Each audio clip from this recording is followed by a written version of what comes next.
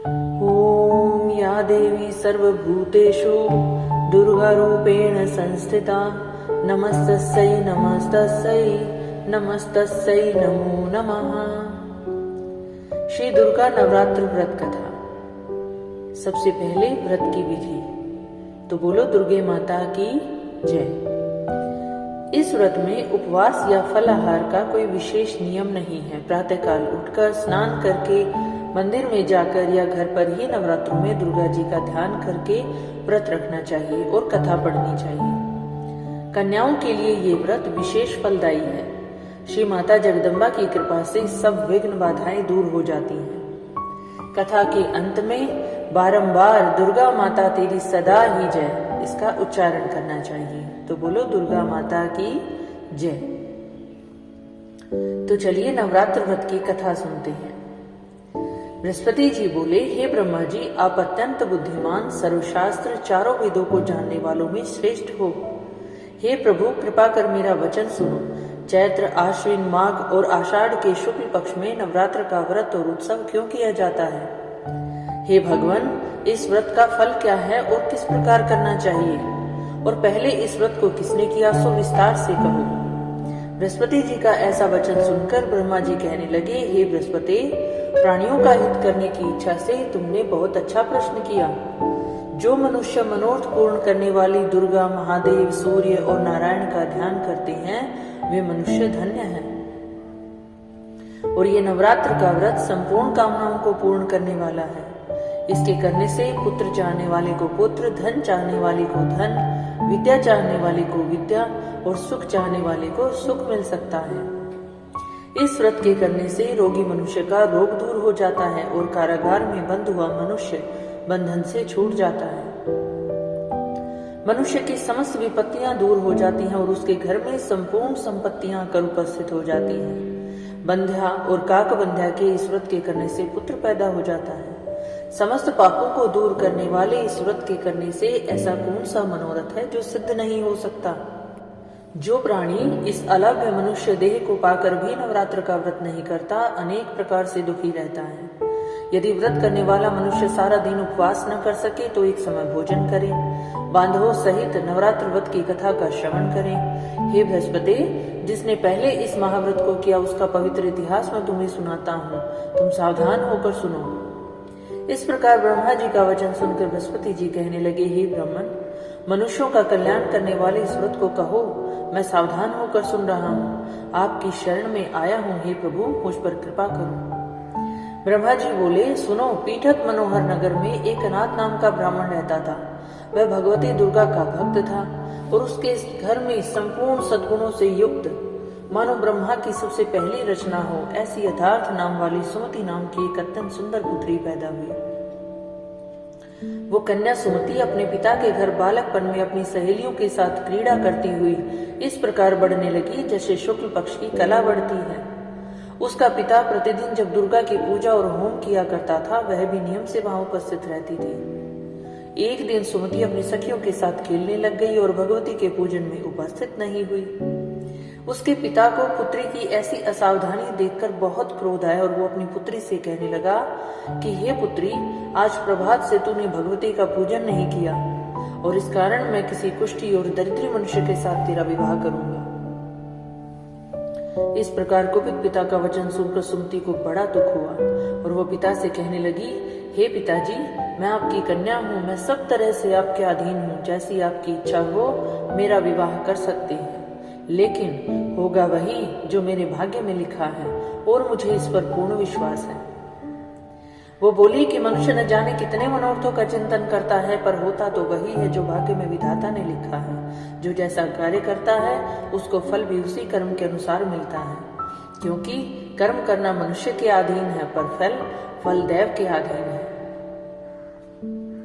जैसे अग्नि में पड़े तृण आदि उसको और अधिक प्रदीप्त कर देते हैं, उसी प्रकार अपनी कन्या के ऐसे निर्भयता से कहे हुए वचन सुनकर ब्राह्मण को और अधिक क्रोध आया।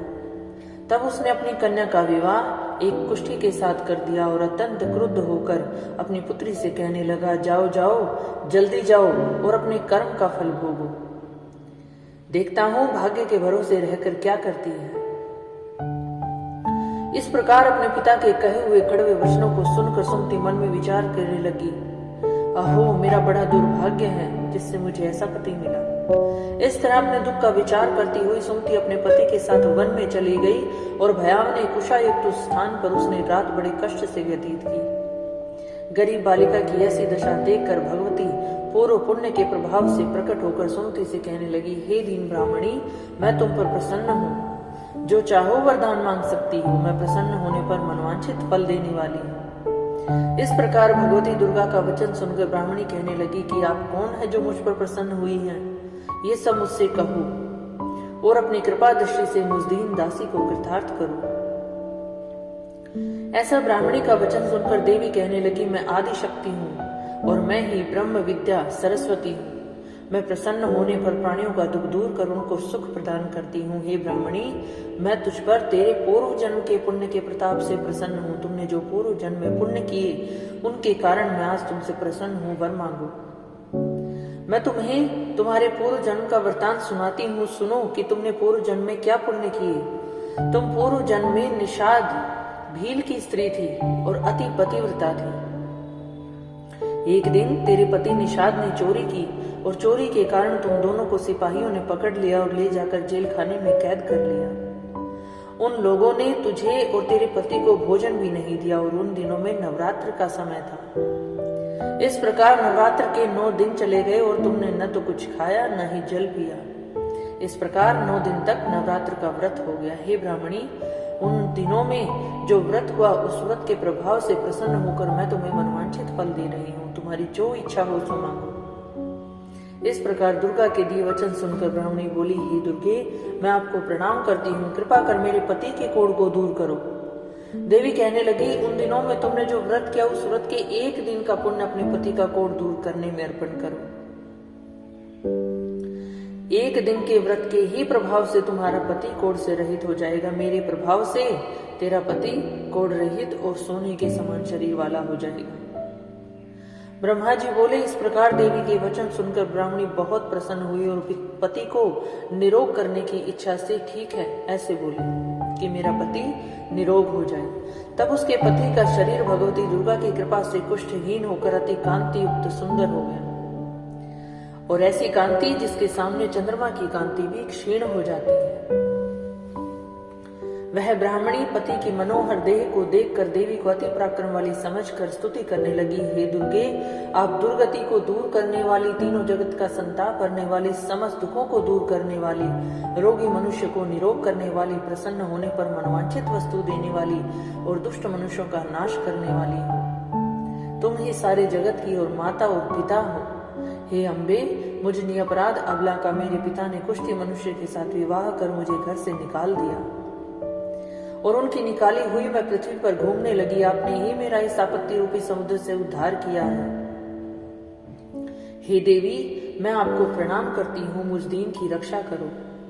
ब्रह्मा जी बोले, हे बृहस्पति, इस प्रकार सुमति ने मन से देवी की बहुत स्तुति की और उसके द्वारा की हुई स्तुति को सुनकर सुमति पर देवी को बहुत संतोष हुआ और वो ब्राह्मणी से कहने लगी, हे ब्राह्मणी, तेरे उद्यालक नाम का अति बुद्धिमान कीर्तिमान जितेंद्र पुत्र शीघ्र ही होगा।